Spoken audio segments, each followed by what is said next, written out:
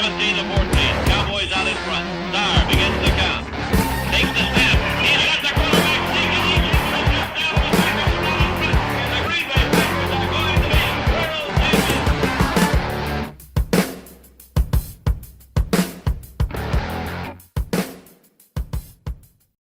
All right, what's up, guys? Welcome to Packers Total Access Chalk Talk edition. It's obviously a Monday evening. Appreciate everybody for tuning in, and for those of you listening on the podcast on Tuesday, thanks for checking us out. Obviously, you can find us on Twitter at Packers_access. You can also find us at packernet.com, and also if you want to email the show, you can send a message to PackersTotalAccess@gmail.com. And we're flying solo tonight. And we were going to have Coach Hahn with us. We had a basketball game that he had to attend to, so he's off doing way more productive things rather than just talking ball and geeking out over X's and O's when it comes to the Packers-Eagles game. And just want to say that tonight's show is brought to you by Fertile Ground Ranch Discipleship Ministry. It was birthed out of the burden to help those in our community and congregations who come out of a difficult past and an addictive lifestyle. We just gave away an autographed Quay Walker jersey. And now we are giving away an autographed Paul Hornung jersey. It's the home green Beckett style jersey from pristineauction.com. Comes with a certificate of authenticity, all that stuff. And also, first of all, if you want to enter yourself in that contest, you just go to my Twitter page at Packers_access. You will see a tweet that's pinned at the top of the page. Make sure you retweet that tweet and then also follow the account. And you'll also notice that there is a link to Fertile Ground Ranch Discipleship Ministry right there attached to that same tweet. For every $5 that someone donates to that cause, you're entered into the contest one additional time. Obviously, the retweet and the follow gets you entered one time as well. And there's no limit on how much you can do that. I do want to give a shout out to John in Arizona. We really appreciate your donation, man. It helps a lot. And thanks for listening along out there in Arizona as well. So with that being said, we're going to get into the Philadelphia game a little bit, guys. And we're just going to talk about kind of 5 key moments, key plays, if you will, that kind of control the flow of the game. You know, the reason that we started doing these Chalk Talk segments and doing them in kind of clusters of 5 plays, first of all, we could pick out 20 plays in this game that really played a big role, right? But we're trying to narrow it down to, okay, let's give some positive and some negative. What happened in the game? You know, sometimes we get away from the running game, right? And people go, why didn't we run the ball more? You know, maybe the average yards per carries, over 5, right? And you're just pounding the rock. But maybe another aspect of the game kind of got away from you a bit to where you had to get away from the run, right? And a lot of times when you just look at the stat column, when you look at the box score, it doesn't tell the whole story, right? So what we want to do is just kind of go through in chronological order and talk about some of the big plays that kind of determine the outcome of the game and the flow of the game, all right? So we're just going to start here in quarter number 1, and I'm telling you, it came right off the bat, guys. I'm going to go ahead and share my screen and give you the details of this play. And so hopefully you guys can see this. Those of you listening on the podcast, we're going to try to talk it into detail to where you can actually understand what we're saying and really what we're trying to get across as far as the message of what happened in these big plays. But this was the Jalen Hurts 24-yard scramble, and this was a killer, guys. This was in the first quarter, 10 seconds into the game, literally 10 seconds into the game, 14 minutes and 50 seconds left in the first quarter. It was a 3rd and 10. You're like, all right, man, let's get a stop right here. This has been the problem all year with this defense, though, gang. It's all year long. You just can't get your defense off the field after 3rd down, right? There's been way too many 3rd down conversions. And I always reference back to the 2010 season when the Packers won the Super Bowl. That was one of the things that they done so well was 3rd down conversion, right? Converting on 3rd down is demoralizing to a defense. And the reason I picked this play out, although there were bigger running plays, and obviously, Philadelphia ran for 10,300 yards, right, throughout the course of this game. And it just seemed like I think they rushed for right at 400 yards, if I remember correctly, just shy of 400. So you could pick out a dozen of running plays. But this one, it really tells the story of 3rd down, right? 3rd and 10, can't get off the field. This was at Philadelphia's own 25-yard line. So if you get a stop right here, then obviously you're getting the ball back with great field position and you're kind of off and running, right, with the Packers getting the ball back after the half. This would be a great way to kind of set the stage for, kicking a field goal, getting a touchdown right off the bat. and kind of get some early momentum. But again, we know what happened. But Philly comes out here in what we call a gun 11 trips, Y flex, halfback weak. Okay, that's the formation they're using. So essentially, they've got 3 targets. And for those of you on the pod, we're going from left to right on the TV copy. We're not going to wait around on the all 22. We can explain what happens off screen if need be. But going from left to right at the top of the screen, you've got your 3 targets with your tight end flexed in the middle. Okay, so he's actually in between the 2 receivers on the top of the screen. You've got your halfback opposite them. That makes it a strong left, obviously, halfback weak, and then 1 wide receiver spread out on the bottom of the screen.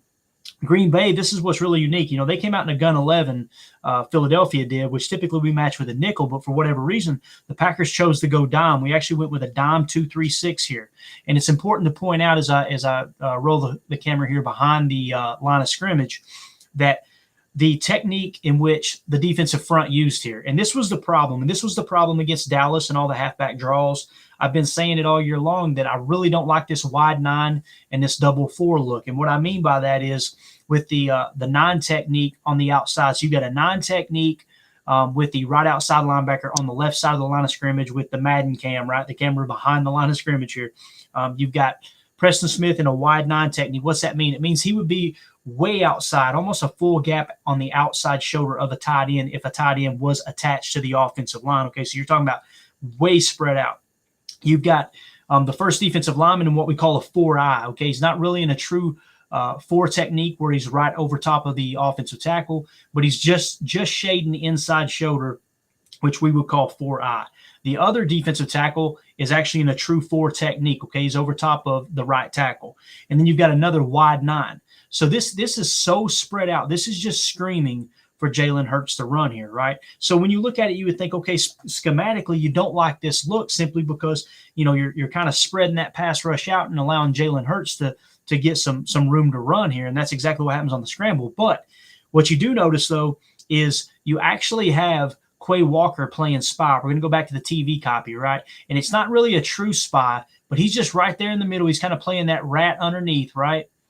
And as I roll it here, he reads Jalen Hurts is running right here. Now, Jalen could have dumped it to the flat and probably converted that pass. He gives a little baby pump fake, but Quay does the right thing. Quay sets up outside leverage because he knows he's got help as we go back behind the line of scrimmage. He knows he's got help on the inside. If Jalen Hurts gets loose out here, huge gain, right? So Quay knows I've got to prevent him from getting out here to the left. So what he does is squares up. He actually does a good job of forcing him back in, but you see he slips, misses the tackle. There's no excuses, guys. That is a missed tackle by Quay Walker. Had one of his worst games of the season. So it is what it is. But again, he misses the tackle. But not only does he miss the tackle, Amos misses the tackle. So here comes Amos. Bam, missed tackle. Same exact move. Now, Amos here, there's really, you have got to be more aggressive there. When you get to this point, attack. Like we've seen it all year long, that these safeties are so hesitant to attack the ball carrier. He squares up. He doesn't know whether to go left or right. He gets juked out of his shoes. And then guess what? Here comes Darnell Savage, your other safety, completely whiffs. Now, right here, I understand why Amos was a little hesitant because he knows this left is still wide open. He's got to protect. He cannot let Jalen get left because these guys are all in coverage. It's going to be a huge play. At this point, you're trying to play damage control. But as he forces him back in, Savage right here has got to know all of the other defenders, all the other help is on the inside. Why in the world would you bite that far in on the inside? And we'll point out here later if we have time, Savage had a horrible PFF grade as well. Just bad all the way around on defense. But again, look at this. Just getting sucked right in, missed the tackle. Now you've got a huge play, right? Thank goodness for Rudy Ford. He was all over the joint yesterday. One other thing I want to point out as we roll through the TV copy, they got away with a hold here. And I know you're going to be going, all right, here goes Clayton blaming the refs again. I'm just saying, look at this right here. Look at Kenny. Guys, that's as blatant a hold as you're ever going to see. Like the offensive line is just kind of standing there, grabs a handful of jersey, and Kenny cannot twist away. That stuff drives you crazy because if he doesn't get held there, Kenny spins off. He probably makes that tackle right there. He's probably blindsiding Jalen Hurts. But instead, no hold. Here comes the big play. There's the juke on Savage. Savage is one of the worst tacklers I've ever seen. I mean, it's bad. And, of course, Rudy Ford runs him out. So why do we start off with that? Guys, that sets the tone for the whole evening. You're talking about a 3rd and 10 on their own 25-yard line, and they come away with a huge 24-yard run, right, on a busted play. Essentially, the coverage was good, nothing downfield, 3 missed tackles, 24 yards later, and now your defense is winded and they're on their heels the rest of the night, right? And to the best of my knowledge, we were running some sort of either cover 1 robber. It might have been a cover 3 with an underneath rat. Really doesn't matter. The problem wasn't the scheme here per se. Again, I don't like the front. That's a very weak front when it comes to a scrambling quarterback. But Barry knew that. And Barry knew, all right, let's put Quay in the middle and you spy him. You can see his eyes are in the backfield the entire time. Quay just didn't make the tackle. So I'm not going to put this one off on Joe Barry. I'm sorry. That when you talk about 3 defenders missing a tackle within the first down marker, that's on the players. That's on execution. That is not on your defensive coordinator. Now, trust me, there's going to be plenty of blame for Joe Barry. You don't give up almost 400 yards rushing and not have blame for the defensive coordinator. But that specific play, I got to put it on Quay Walker, Adrian Amos, and Darnell Savage. I mean, you have got to be able to make that tackle.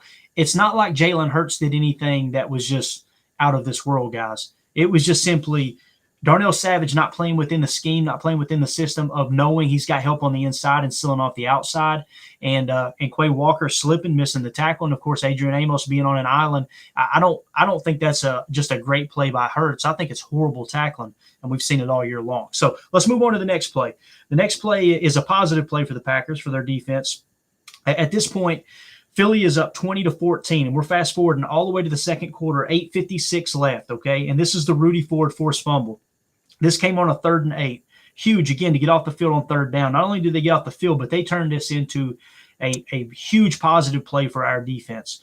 They're on their own 18-yard line, Philly is, right? So they're on the Packers' 18-yard line roughly, or the 21-yard line as I look at the tape here. I've got that wrote down wrong. And as they set this play up, right, they're coming out in an 11 gun, motion to bunch, Y-flex, wide receiver stab screen is what I would call this. Now, what does all that mean? So they're coming out in the 11 gun, which is basically 1 running back, 1 tight end. It's a 3 wide receiver set. They're motion to bunch, right? So they're basically motioning across the formation to complete the bunch here, right, where your tight end is. And that, as that receiver moves across the formation, you notice no one follows them, okay? So this tells you it's zone defense. And you can see as the play develops, it is a zone defense, right? And again, 3rd and 8, huge, crucial 3rd down. You're only down by 6 points. It's crucial to get a stop here, right? And what you see here is Green Bay comes out in a nickel 2-4-5. We're going to go behind the line of scrimmage here. They come out and they're patting nickel 2-4-5, and this is what we call a double mug, okay? Some people call it double barrel. I know A.J. Hawk calls it double barrel. We call it a double mug. What it means is, as you look at the formation, you basically have the inside linebackers mugging the A-gap pre-snap. So they're showing that they're bringing 6 here, right? That's what they're showing, okay? Now, as you see, as the tape rolls, you're going to have the weak side backer away from the bunch is going to drop into coverage, right?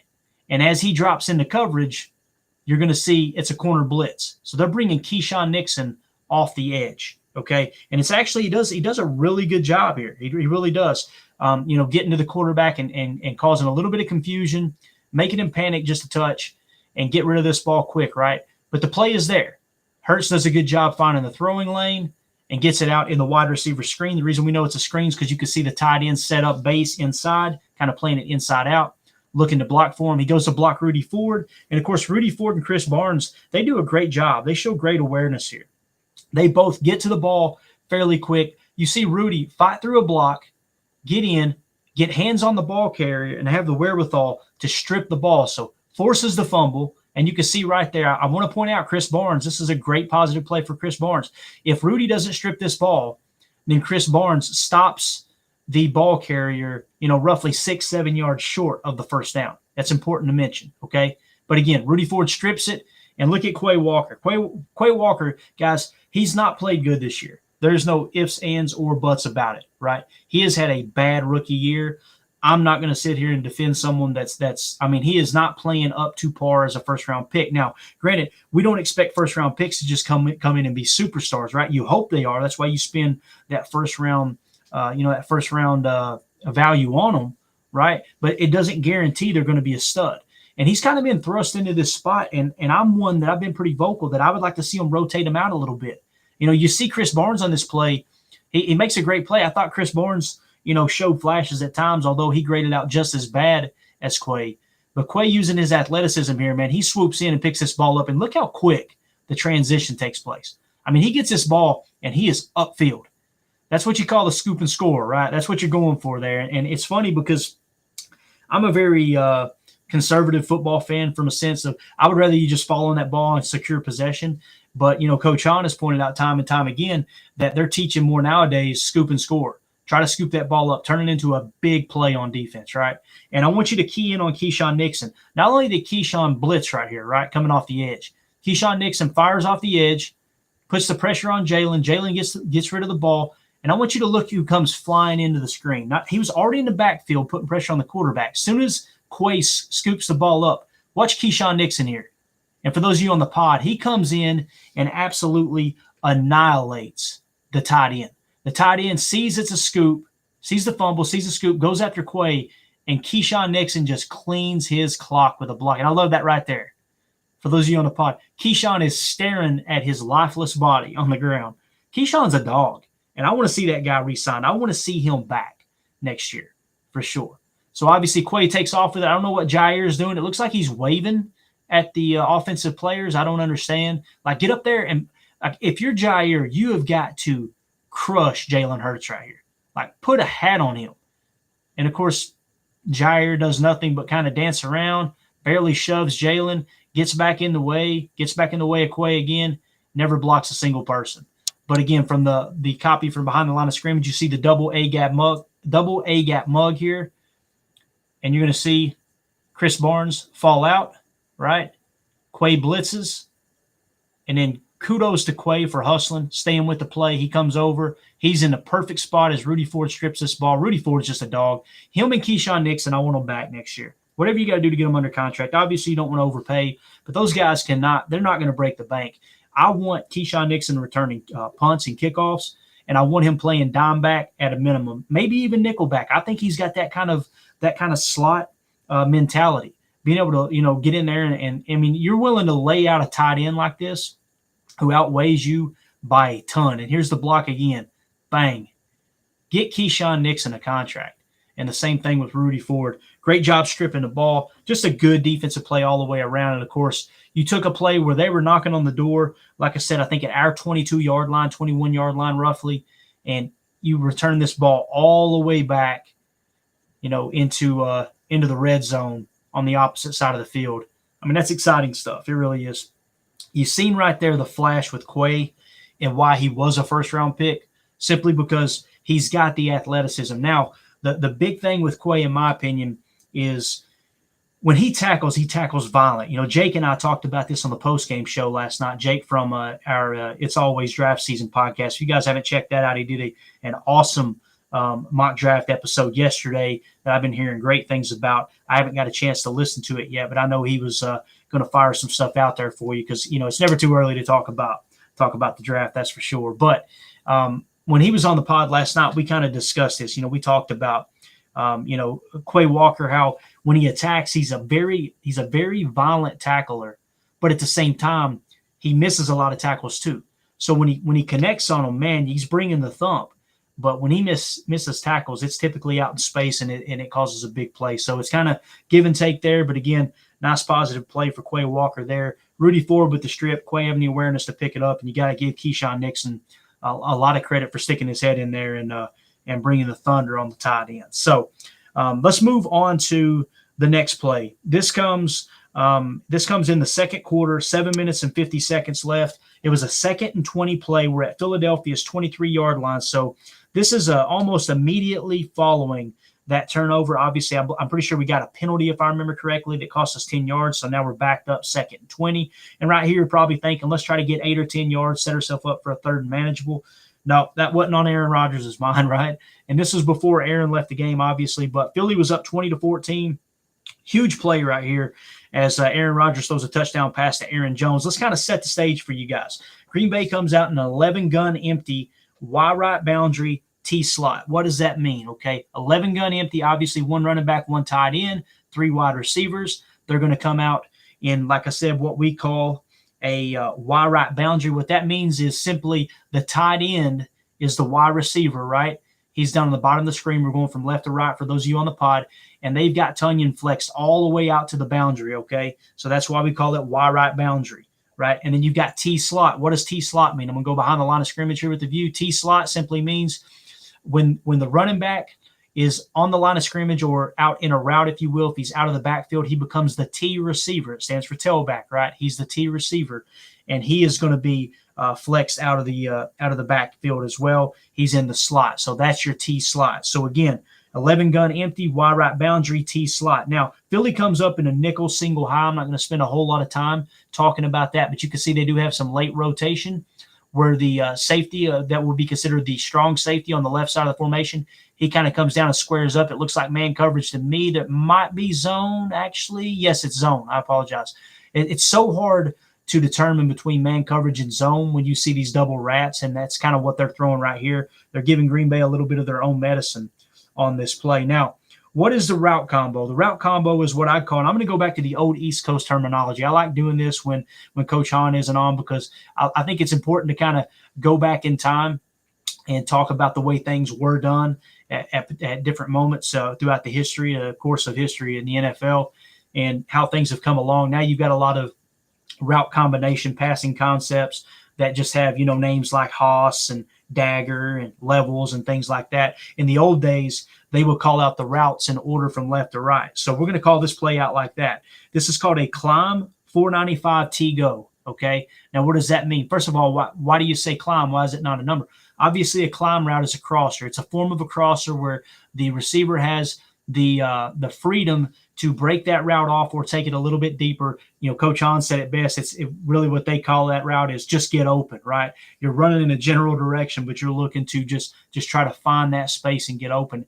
And Christian Watson is lined up to the far left. He's going to run that climb, okay? So that climb route you'll see right here, I'm going to unfold it. You can see he just kind of runs that deep crosser, and he's just trying to find an opening anywhere, okay? So that's your climb aspect. You start there left to right. Climb 495. What's 495? Well, your 4 route is a sit. Okay, I want you to watch Cobb here on the left side. He's just going to run a little sit route. There's your 4, right?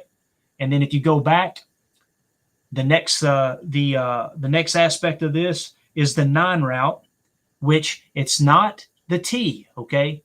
We're not talking about Aaron Jones here in the T. We're talking about the 9 route that's ran by Lazard that's just to his right. He's going to run a 9 fade, okay? And then the 5 comes underneath. It's Tonyan running a dig route. Okay, so that is your 495. Cobb 4 route. You've got Lazard 9 route, 9 fade, and then Tonyan 5 route. And then the final aspect of this play call is T go, which is you're now telling the running back you're running a go route, right? You're kind of working that seam right there. It's really kind of a skinny post, okay? Now, what happens on this play? Obviously, Philly comes out in that nickel single high. It's climb 495 T go. Yash, I want you to watch Yash here on the right side at right tackle. Yash does a really good job. I mean, they're coming out in this wide 9 right here, okay? You can see they're wide 9. They get their hand in the dirt, though. As this edge defender comes off on the right side, Yash knows, man, this is kind of damage control. He's already gotten really far out wide, and he knows we've seen Rodgers do this his entire career. Rather than Yash panicking, Yash just kind of rides that defensive lineman on out and gives Aaron a lane to step up. Great job by Yash right there because he really, guys, he kind of got beat. But look at Aaron roll right. Aaron just, great pocket awareness that we've seen over the years. He slides right. Jonesy knows right here too. I want you to watch Jonesy on this go route, right, this T-go. At this point right here, he's looking back and he sees Aaron's in trouble. And this is what Coach Hahn talked about on scramble drills and having the awareness of a veteran to be able to say, you know what, okay, I understand now the structure of the play is breaking down. I've got to get open. Well, he knows, and this is what's so important to have veteran players that understand what everybody's doing on the field. He knows in the back of his mind, this right side is going to be convoluted. You've got a 9 fade from Lazard, right? And then you've got Watson on the crosser. So as soon as Aaron looks up, and he sees all this traffic over here, there's no way he's going to this crosser. You've got 3 defenders covering that crosser, and one of those 3 has got Lazard like completely hemmed up, okay? So he's not going to go there. So what does Jonesy do? Gives him a little shake and goes left. Now, there's not many quarterbacks in the league, guys, that can do this, and we're going to zoom in on Jonesy's route right here. You see he's working, gets beyond the mic. He's clear down the seam. At this point right here, he sees Rodgers is in trouble, takes a peek at the safety. He's going to give him a little shake to the right. He knows there's way too much traffic over there. Let me bend it back. And guys, you can't coach that. That is a veteran move. Aaron Jones making a play in the passing game like we've seen so many times before. And as you can see here too, as we go back, Aaron throwing across his body. This is an absolute dot. I mean, you're talking about from the 26-yard line to the back of the end zone. So it's a 36-yard pass in the air across his body. And you can see he puts this thing right on the freaking money. I mean, just a little flick of the wrist. And this is what's so frustrating because you've seen the wobblers, right? You've seen the interception over the middle that got tipped that was meant for Lazard. Throws late across the middle, across his body. Not a good look for Aaron, but the ball came out wobbly. And you could tell right there, okay, that's the thumb. But then you come out in a play like this, and he just throws a dime right on the money. So you could tell the thumb is causing the inconsistencies, especially when the ball's wobbling. If it's a tight spiral, like the interception he threw later on in the game, and we're not highlighting that one because we're limited on time, but that interception, that was a tight spiral. I immediately put in our chat, that wasn't the thumb. That was a bad decision by Rodgers. Some people online, I believe Kurt Benkert was saying that it was on Tyler Davis, that he was supposed to flatten that crosser off more, and he didn't. Aaron expected him to, and Aaron was throwing to his spot. And I'm not going to sit here and pretend like I know football better than Kurt Benkert. I mean, the guy's been in the league, several years now, been on the practice squad. He's been around pros like Aaron Rodgers pretty much his entire career so far. So I'm not going to sit here and pretend like I know more than him. It kind of seemed like an excuse, but I'm gonna bank on Kurt Benkert and what he said there. Right. But again, this throw here by Rodgers across the body, I mean, just an absolutely beautiful throw. Again, it's just a veteran move as we roll it here. Aaron Jones taking that peek back, realizing Aaron's in trouble. Okay, let me give a little shake outside. Bam, back inside. And Aaron puts it right on the money. Touchdown. Beautiful play. So, again, that was a crucial play there, in my opinion. That came, like I said, in the second quarter, immediately following that fumble recovery. And Green Bay's in business, man. I mean, they're in business. They're looking to – all right, we can compete with this team. We can keep up, right? So let's go on to the next play. I thought I would highlight this one. Again, there was a ton of running plays that we could have highlighted, guys. I mean, a ton of them. I tried to pick out one that really highlighted the problem for me, okay, and what was wrong with this run defense. And this right here, it's both about scheme and execution again, right? And I'm not making excuses for Barry. I mean, I said it in the chat. I'm like, my goodness, dude. When you see someone running all over you like this, at what point are you going to load the box and say, okay, we've got to take away the run, right? I know LaFleur defended Barry, and it's very rare that I disagree with LaFleur, but I definitely disagree with LaFleur on this subject because, I mean, they're running the ball down your throat. We're in the third quarter now, guys. Why not put a spy on Jalen, load the box, and make him beat you through the air? And I know he beat Rasul on one. I was going to highlight that play. Didn't have enough time. Rasul gets beat deep in man coverage down the sideline.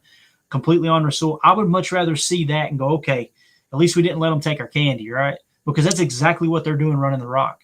So here you've got a play that's set up in the third quarter. Guys, the score's only 27-20 Philly right now. Philly's up by 7 points, 27-20, third quarter, 12:38 left in the game. Whole lot of ball game left. I mean, basically half the game is still left. 2nd and 10 play, they're on their own 14-yard line, right? Philly comes out in a 12-gun, twin left, strong right, halfback weak. What does that mean?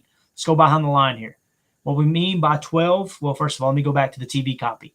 All right, 12 is one running back, 2 tight ends. You can see they've got their tight ends overloaded to the right. There might even be an extra offensive lineman in there. I didn't take the time to check the numbers and see who all was in as far as personnel or specific players, rather positionally. Just wanted to talk about personnel. You've got 2 tight ends, 1 running back, 2 wide receivers. So that's where you get the 12 gun, twin left. Your twin left or your wide receivers on the top of the screen going from left to right. Strong right means your tight ends are on the strong side of the formation. If it was one tight end on each side, I would say balanced, okay? That would switch from the twin left, strong right to the twin left balanced, but instead it's twin left, strong right, halfback weak, which simply means the halfback is in the sidecar on the weak side of the formation opposite the tight ends, which happens to be the left. And again, like I said, at the top of the screen, we're going from left to right for those of you on the pot. So the thing that stands out to me here, Green Bay comes out in a nickel 2-4-5, and what do they do, guys? I'm going to go behind the line of scrimmage and show you. This just drove me crazy all day long. Here again, we've got the wide 9 technique, right? Now you got the box a little more loaded here. You've got safeties creeping up in the box a touch, but I want you to really key in on the offensive line splits, the O-line splits here on the right side. Look at this spacing right here. When you look at the spacing here, what I mean by that, and those of you on the pod, from the center of the center, okay, the center position, to the outside shoulder of the left tackle, look how much space is there, not so much as over on the right side. When you go to the right side, look at these splits over here, guys. I mean, that's telling you, okay, they're really trying to space out on the right side. That should tip off a good defense, a veteran defensive line, that this is probably going to be an outside run, right? And I'm not saying they didn't pick up on it, but you know that's something that should really trigger in your mind. Now, when you look at the hat count here, let's cut this in half right here. Imagine there's a divider line right down the middle of the center and the quarterback, okay? So imagine there's a divider line there. What's the hat count? You've got 1, 2, 3, 4, 5 offensive players on the right side that's going to be blocking. On the defensive side, you've got 1, 2, 3, 4, and the safety is outside of the box at the moment. So you've got the hat count, you being Philadelphia. So they're going to get real greedy here, and they're going to pull 2 offensive linemen. They're actually going to pull the center and the guard because this is a weak front. Look how weak this front is. You've got 2 defensive linemen with your defensive tackle. Let me back up here and let you know it was a 9-3-3-9 tech, okay, is what I would call this, okay? Or actually it's a 9-1-3-9 tech. What does that mean? That means that you've got your 9 technique out here with Preston Smith, wide 9. You've got a 1 technique in between the guard and the center on the left. You've got your 3 technique in between the guard and the tackle on the right. And you got another wide 9. There are way too many bodies out here. From a defensive standpoint, you're outmatched. You're outnumbered. This is a bad setup. Either we don't have enough veteran leadership on the field to adjust to a formation like this on the fly, and I know Philly was doing a lot of hurry up. They were trying to rush the Packers along, during the night. But at some point, a defensive coordinator has got to step in too and go, hey, guys, look, let's just make sure that forget sugar and let's make sure we're in a position to make the play. And you cannot get caught in this weak front like this. You're completely outnumbered. So, again, they're going to pull the center and the guard because of the weak front. And we're going to roll it forward. And I want you to watch what happens here. Watch the center and the guard. They're both going to pull. The tackle is going to crack down. The tight end is going to help there, and that isn't an additional offensive lineman, so they are in like a jumbo, a heavy set. They're going to crack down on Kenny Clark, seal that whole backside off. The guard and the center pull. The guard is going to pick up that edge defender. He's sealed, and now you literally have a center out in front for Adrian Amos, right? Now you can see Enigbare. First I thought he was held. I went back and watched it. Enigbare actually has the left shoulder pad of the offensive lineman, of the guard that pulled. It was not a hold. It was a clean block, clean play. Enigbare just got outmatched here and couldn't get the edge. Now, as Miles Sanders comes around the corner here, look at Kelsey. Kelsey kind of whiffs on the block to Amos, right? Gets a little bit greedy. Amos has got to be able to make this tackle, guys. Look at this. I mean, this is just a whiff. Like, you've got to know. I know we got penalized for diving at the legs of an offensive lineman earlier in this game, he being Adrian Amos. But you've got to be more physical than this. That's easy for me to say, right? I'm sitting at home on my couch saying you've got to take on an all-pro center in Kelsey, and you just got to lower your head and hit him. But you got to do something here. I mean, that's pathetic. He sheds the block, but at what expense? I would rather you square up and slow Miles Sanders down. I mean, you take yourself out of the play, then you try a little grab tackle. I seen Amos doing this all night, and it drove me crazy. Just grabbing, as Lombardi would say, grab, right? But again, huge play, and I mean, you've got to put it on Amos right here. Schematically, too, I guess there was a little bit of a hold. You can see right there. Ooh, looky there. Yeah, that's definitely a hold on Enigbare. But again, they didn't throw a whole lot of flags. I'm not going to chalk it up as we lost because of flags, but that is a little bit of a hold right there, man. He got outside of the framework, hooked him around the back. Enigbare still got a hand on him, but right here you see, look at Adrian Amos just reaching all night long. That is not how you tackle, guys. And that was not a clean block by Kelsey. That's on Amos, and I hate the weak front. So again, it's not a popular answer. It's not a fun answer. It's not one of these that, okay, we can just put the blame on this person, fire this person, although I do think Barry is really on his heels and keeping his job. But you've also got to put it on the players. That first big run that set the tone for the entire night with Jalen Hurts, right? I mean, Quay Walker missed tackle, Adrian Amos missed tackle, Darnell Savage missed tackle, all on the same play. I'm sorry, that's not Joe Barry. Joe Barry caught a great play there. In this case, they called a weak front. I'm against it. I get it, but it's both scheme and execution. Adrian Amos has got to do a better job making that tackle right there.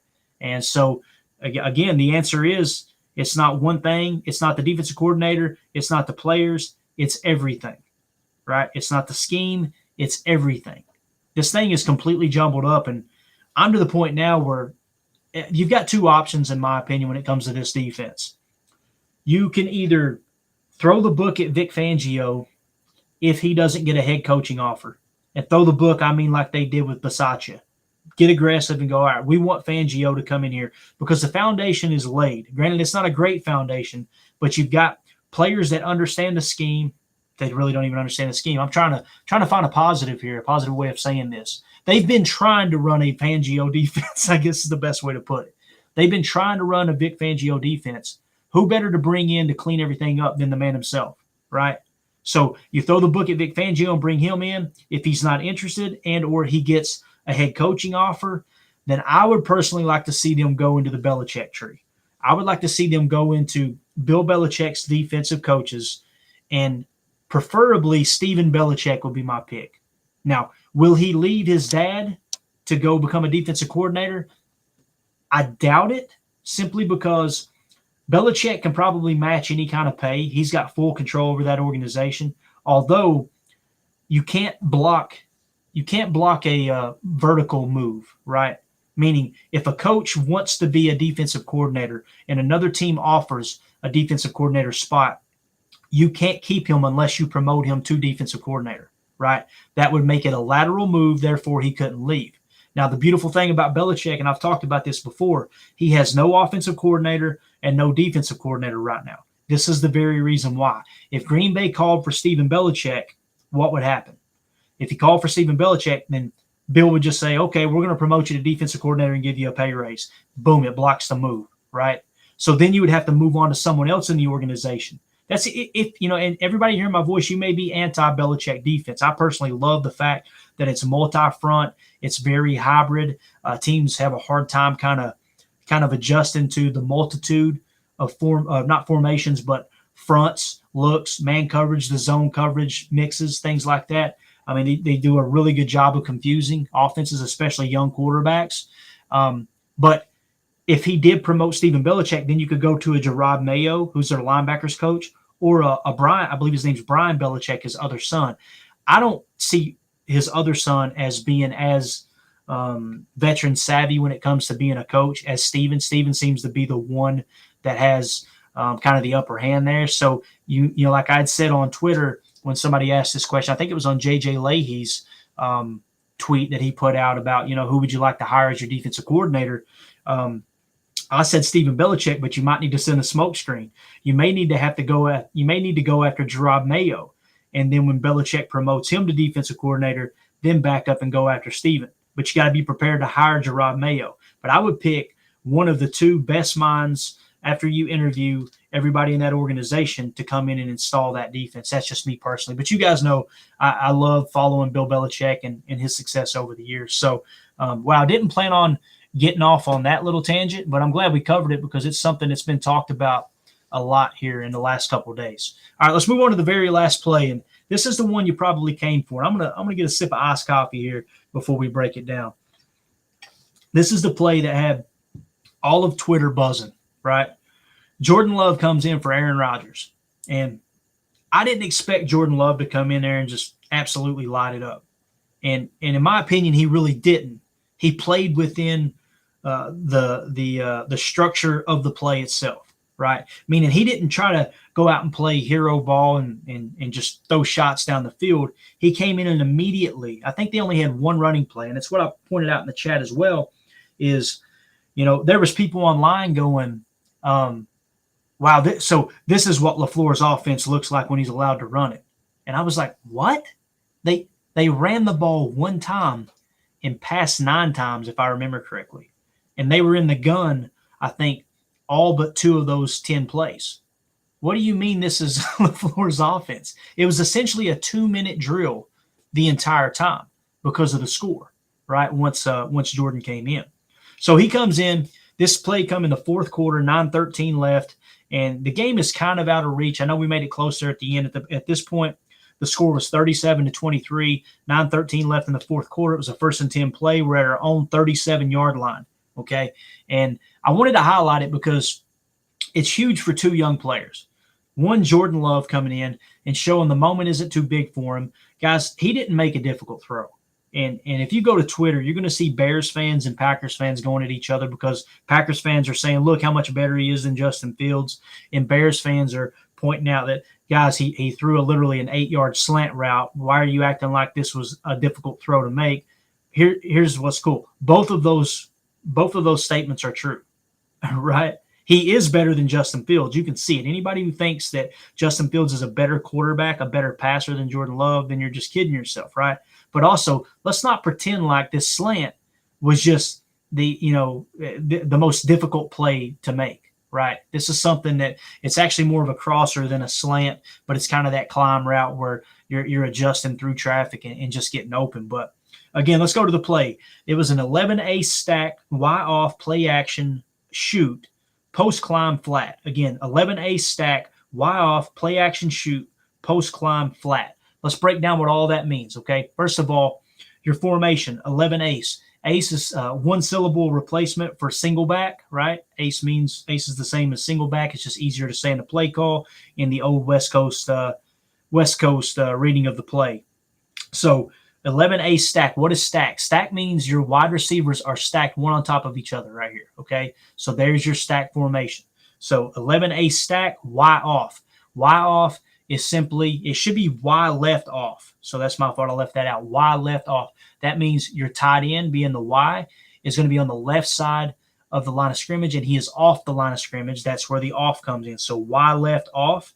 Play action shoot is real simple. It's going to be a play action to the running back who's going to run a shoot route, which is basically he's going to run diagonally straight towards the sideline and kind of continue that motion of an outside zone run or outside stretch run, I should say. And he's going to be there as a safety valve for Jordan Love if indeed he needs him, right? So that's your shoot. Now, post climb flat, what does that mean? Let's go to the tape here behind the line of scrimmage. Post climb flat. As you roll it forward, you're going to notice that you've got a post off the left side here. So your one sole receiver on the left side, he's kind of off screen right here behind the line of scrimmage. He's going to run a post. He's just kind of running right down the seam, going to kind of angle it off in a post. And then your climb route or your crosser, depending on, terminology, every coaching staff is different. Some people might even call this a slant or maybe a slant choice or something like that, right? We're going to call it a climb. So you see right here, Christian Watson's going to run the climb route. So there's your climb. So again, back to the play call itself, post climb flat, and then you've got Cobby out here to the right, who's just going to run a quick flat. It's almost like a bubble, really. It's probably more of a bubble than a flat. And I think that Cobb's sole purpose in this play, as we go back to the TV copy, you can see Cobb on the bottom of the screen. When you see him kind of bubble or yeah, that's definitely a bubble. I think that's an RPO that's added in. Right here, if for whatever reason Jordan Love decides, okay, I like that these guys are off, I'm just going to simply dump this out here to the bubble to Cobby, then he'll go alert at the line. That lets the offensive lineman know, don't get too far downfield. I'm alerting to the bubble, or vice versa, depending on what their keys have been the entire night, because we know defensive players will call out audibles as offensive quarterbacks make switches. That's kind of that head game that goes on, that mind game that goes on in the middle of a game. So I think that's what it was an RPO aspect added in. So right here, if Jordan did say alert, he's not even going to play fake. He's just going to come up and fire that bubble. And you can see from this camera view, it's probably there if he does it, right? If Rodgers is in the game right here, guys, I think he throws that bubble. It's 1st and 10, no reason to be overly aggressive. But what did Jordan Love do? He come to the line and he said, you know what? I think that they're going to have a drop in the middle of the field, meaning this backer right here is going to be playing drop coverage. Once Christian crosses, if it is single high, nothing's going to be over here, right? And this is just simply Jordan Love trusting Christian Watson. So again, here comes the play fake. Let me go back here. I'm sorry. Post climb flat. Tyler Davis is going to first come across with a sift block, right? This seems to be his patent move here this year. We've talked about it over and over and over. Tyler Davis is your Y off left, if you will, tied in on the left side of the line of scrimmage. He's going to sift all the way across. So essentially what Yosh is going to do is leave this edge defender unblocked, and Tyler Davis is going to come straight across and throw a sift block, and that's going to seal that up for Jordan Love to have the throwing lane. So you see, Yosh leaves him alone. There's the play fake. Tyler Davis with the sift block. All right, so there's that. Boom. Now, what I want you to watch here on this play too, it's easy to just look at Christian Watson and say, man, he just turned on the burners and made a big play, which is totally true. Watch David Bakhtiari over here on the left side of the field, okay? You got this wide 9, and you got this guy right here that's playing kind of that 4-eye look, okay? So let's watch as we roll it. Watch Bakhtiari. Watch him kick out here. Guys, Bakhtiari is 100% healthy now. I feel very comfortable saying that. And with him finally becoming healthy, I think he'll probably be back next year. I don't think he's going to retire this year. Still got a lot of money on the table, right? And the contract will probably have to be adjusted. But again, I want you to watch Bach here on the TV copy. Kicks out, rides this guy outside. Guys, that's your all-pro left tackle. He's back. I love it. That's a great – again, it's all for naught this season, right? The season's pretty much over. But moving forward, you have the second most important position on the offensive side of the ball sealed up. You've got him under contract, and he is now healthy. Fingers crossed that no other injuries occur, right? But you're seeing now David Bakhtiari. I really wanted to point that out because I've seen that, guys. This was a tough defensive front. And again, watch the whole offensive line. I mean, they really hold up nice right here. Jordan Love's able to make this throw because this offensive line, I mean, look at this pocket. That is textbook, right? Again, he's not even worried about the RPO aspect. He's going to go straight to his boy. The DB knows he has inside help here as we go back behind the line of scrimmage. I want you to look at the DB that's lined up across from Christian Watson right here. He knows he's got inside help. It's single high. He knows this drop backer's here, right? So he's not going to let Christian get outside. And as you watch Christian Watson go into his route here, look, right there. And I'm going to go on into the route here and show you this. Check this out. Watch Christian. He wasted the last possible second. This isn't just 2-3 yards and go and run your route. Christian's reading the DB. He wants that DB to commit outside, and right there he's committed. As soon as his feet cross, he flips his hips. Christian knows, got him. Bang. And look at the separation, guys. The separation isn't because Christian Watson's so fast in this specific part of the play. The separation is Christian Watson knows he's learning how to play the wide receiver position. This is a veteran move. Watch him. He's going to make him commit. Now he's gone. And that is freaking beautiful. So again, let's watch the play fake. I want you to watch the linebacker that's dropping in the middle, okay? As the play fake happens, watch the linebacker. Tries to cheat up. All right. Right here, he's cooked. There's nothing he can do. His focus is Jordan's looking right here. So his focus is I've got to take this throwing lane away here. But Jordan, excellent awareness, had a great PFF grade. What's he do? He's going to wait for him to clear. That's why I love crossing routes, drag routes, slant routes, because they run through zone and away from man.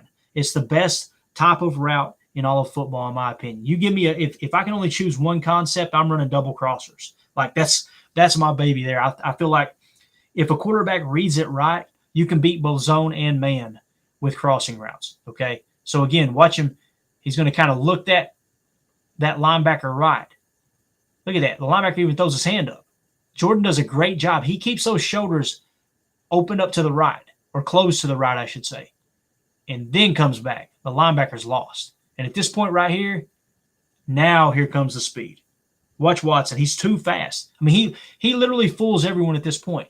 These guys think, okay, now we got to tackle him, right? Especially this safety here. I'm just going to come up and make this tackle. Watch how he fools this safety. He is gone. If that safety had it to do over again, at this point right here, he's shooting straight to the sideline. But he thinks, oh, I can make this tackle. Watch Christian Watson turn on the burners. it is over. Absolutely over. I mean, you have got to respect speed. And teams are starting to understand that now. And I'm going to tell you, as we move forward, and whether it's Aaron Rodgers who continues to play until we're mathematically eliminated from the playoffs, or it's Jordan Love, I think you're going to start seeing defenses, especially defenses that, obviously they're still playing. We're going to come across teams that are still playing for their playoff hopes, even though ours is down to like 2%, I believe, right? But they're going to start to play a little over-top bracket coverage on Christian Watson. I really believe that. I think they're going to begin trying to add extra bodies on Christian Watson. And this is the reason why. Just look at that speed. It's unbelievable. Let's go back to the tape here. Let's go back to the TV copy. Again, play action, bang, linebacker commits, keeps his shoulders closed, holds the linebacker at home, right by the right ear. Christian Watson's off to the races. And here's the fun part. Yeah, you have to respect his speed, right, and all that. Watch my boy Allen Lazard right here, guys. Look at that block. All the way across. Guys, he was running the post. He runs the post, picks up what's going on, and look at Lazard hustle. And he comes over and cleans number 22's clock. Bang. I love it. Absolutely love it. And let's have a little fun here, all right? For those of you listening on the pod, Christian Watson crosses the goal line, and he does the shush noise. And when he did it in real time, I'm like, come on, Christian. We're getting our butts kicked right now. Let's don't showboat. But then I realized why he said shush. At this point right here, he's looking at the stands, and guess what he's got, guys? Look at these double birds up here. Look at these Philly fans. This Philly fan, for those of you on the pod, giving him the double bird. And Christian sees it as he crosses the goal line and just gives him the shush noise. I love it. Kill him with kindness, right? Mama Watson raised him right. I love it. Let's watch it again here. We're going to go in real time. Let's just play it all the way through. There's a double bird, bang. All right, here we go. Play action. You're going to see the crosser. You're going to see the post. Going to hold the safety up top. Eyes keep the linebacker froze. Crosser, raw speed. And then, of course, here comes our boy Lazard cleaning it up at the end. One more time, watch the route. You're going to see Christian Watson. Takes him to the peak. Gets him to flip the hips. Crosser, catch and go. Speed just cooks the safety. Lazard comes in, cleans the play up with the block. So, again, that play call was 11A stack, Y off, play action shoot, post climb flat. And everybody on that play did their job. There wasn't one aspect of that play that I looked up and said, wow, man, so-and-so didn't do their assignment, right? Everything just kind of fell into place. Tyler Davis with the SIF block. Guys, could you imagine if Tyler Davis in that spot, missed his assignment and missed that SIF block? Completely blown play, right? Completely blown play. So it's important for everybody to do their job here. But again, I wanted to point out the SIF block. I wanted to point out let's see, let me get this taken care of here. I wanted to point out David Bakhtiari's great backside protection. I wanted to point out the DB. He knew he had help on the inside, and he thought for sure, okay, I've got to protect outside, right? I've got to make sure Christian don't cook me on a 9 fade. And what's he do? As soon as he gets backpedaling, Christian does an excellent job getting him to commit over the middle. Jordan Love does a great job holding his shoulders closed, holding the linebacker in place. A lot of savvy things that happened on that play. And what's cool is the majority of those things came from 2 very young players, Jordan Love at quarterback and Christian Watson at wide receiver. Christian Watson is really, really, really coming into his own. Last week I had talked about, and I had mentioned in the chat, I think I mentioned in a tweet, and I might have mentioned on the podcast, that I personally believe that Christian Watson was still in that, need to know category. I feel like we had 3 hits so far in this draft. And those 3 hits were Devontae White. I feel like he's shown enough, although it's been limited snaps. I feel like he's going to be a solid defensive lineman. I don't know why he's not getting more playing time, but PFF agrees. I've seen people break down film on Twitter. It just seems like you can tell, all right, this is going to be an NFL caliber defensive lineman, whether it's nose, playing a 3 technique, whatever it might be. I think that's a hit. I think Zach Tom is a hit. And I think Enagbare is a hit. And I put Christian Watson and several other people in the it's still too early category. He's shown flashes. He shows the raw speed. He shows that he can be a playmaker. But there's just not enough consistency. This week, in some of the veteran stuff he's done, I think we got us a dog. I do. I think we've got somebody that is going to be a hit. I think he's someone who's going to play a huge role for this team moving forward. And I'm very, very excited to see how he develops. I'm excited for the rest of the year, man. I know it's depressing that the Packers, pretty much out of playoff contention, and none of us seen this coming, right, with all the injuries and obviously Bach being, hurt early in the year, Elton not being completely healthy, Tunyon recovering from an ACL, still isn't his old self. You're expecting more schematically for the ball to get, moved around to different receivers, which it did. But, I don't think any of us thought we would miss Davante Adams as much as we have. But on top of that, you're also getting to see these young players develop. And that's what's going to be really, really exciting about the rest of this season. The list I made, I don't know if I have it here handy or not. I made a list of players I was looking to watch in that game. I don't think I have it. Here it is right here. Yeah, the players that I listed was I wanted to watch Christian Watson, Devontae Wyatt, Kingsley Enagbare, Quay Walker, Rudy Ford. And if you go through and grade from that game, let's do this real quick as we wrap up. I'm just going to pull up the PFF grades for those players. And real quick, just kind of individually. First of all, A.J. Dillon had his best game of the year, a 90.1 elite grade. He had 21 snaps. Really excited to see that. That's good news there. Jordan Love. I wasn't expecting to see Jordan Love play in the game, but we wasn't expecting Rodgers' ribs to get hurt. But there he was. 85.7, guys. Jordan Love, an 85.7, an 83.4 passer grade. Like, that's very, very significant. And I'm trying to curb the enthusiasm, but that is really good. If he does come out and play next week or starts, whenever he does start, if he's somewhere between 75 and 85 on PFF grade, hold on to your seats because it's about to get good, right? Now, first player that I mentioned, Christian Watson, 84.6, by far his best game of the year, guys, 84.6. That is very exciting, okay? Next on my list, the rest of them were defensive players. It's funny how boring of a Packer fan I am, right? I love defense. I love low-scoring games. I love it when defenses show up to play. Devontae Wyatt in this game. Let's see what he graded out at. Devontae Wyatt graded out 14th highest on defense, a 36.8. Took a step back. I mean, that's a horrible game. He played 20 snaps, too. Kingsley Enagbare, he graded out as the 7th highest defender, a 58.7. That's not going to get it done. Had a bad game, right? Quay Walker, 30.7. I'm going to say that again. 30.7. 82.3 in coverage. Great in coverage. Everything else horrible. Run defense, 25.3.